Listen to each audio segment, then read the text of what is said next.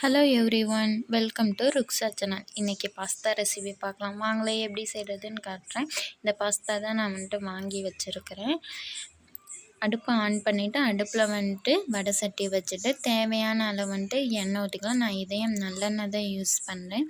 எண்ணெய் நல்லா சூப்பராக இருக்குது. எண்ணெயை ஊற்றிட்டு 2 பல் பூண்டு கட் பண்ணி வச்சுருக்கிறேன்.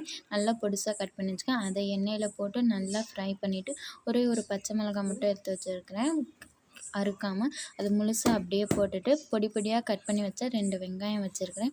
அதையும் போட்டு வெங்காயம் நல்லா பொன்னிறம் வர அளவுக்கு நல்லா எண்ணெயிலேயே வணங்க விட்டுட்டு, இப்போ வெங்காயம் வணங்குறதுக்காக 1/4 டேபிள் ஸ்பூன் மட்டும் உப்பு சேர்த்து நல்லா வெங்காயத்தை கோல்டன் ஃப்ரை ஆகிற அளவுக்கு வணக்கிக்கிறேன். 2 தக்காளி மீடியம் சைஸ் தக்காளி கட் பண்ணி வச்சுருக்கிறேன்.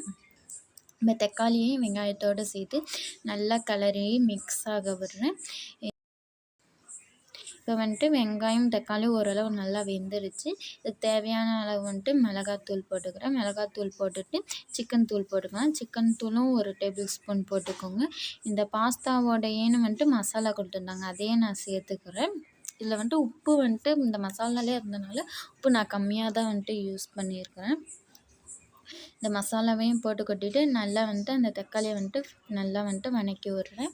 நல்லா இது மசாலாவோட நல்லா எல்லாம் கலந்து ஒரு கிரேவி ஸ்ட்ரக்சர் வந்தோன்னே லைட்டாக டொமேட்டோ சாஸ் ஒரு 2 டேபிள் ஸ்பூன் டொமேட்டோ சாஸ் ஊற்றி நல்லா மிக்ஸ் பண்ணி விட்றேன். மிக்ஸ் பண்ணிவிட்டு சும்மா கொஞ்சமாக ஒரு 1/4 டம்ளர் தண்ணி மட்டும் எடுத்து வச்சுருக்கிறேன்.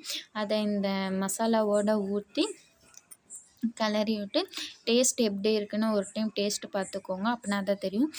இப்போ இங்கே பாருங்களேன், 1/4 டம்ளர் தண்ணி தான் வச்சுருக்கிறேன். அதை ஊற்றி நல்லா மசாலாவோடு சேர்ந்து இந்த தண்ணி வற்றுற அளவுக்கு நல்லா கொதிக்க விடுறேன். இப்போ ஓப்பன் பண்ணி பார்த்திங்கன்னா ஒரு கிரேவி ஸ்ட்ரக்சர் வந்திருக்கும். பாருங்களேன், எவ்வளோ சூப்பராக இருக்குது. தக்காளி தொக்கு மாதிரி வந்திருக்கும்.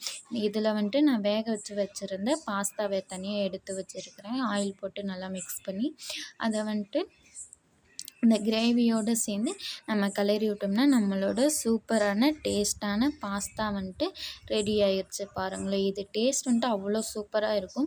இது மைதா பாஸ்தாவில் இது வேறு ஏதோ சொன்னாங்க, சிறுதானியங்கள் கலந்த பாஸ்தான்னு.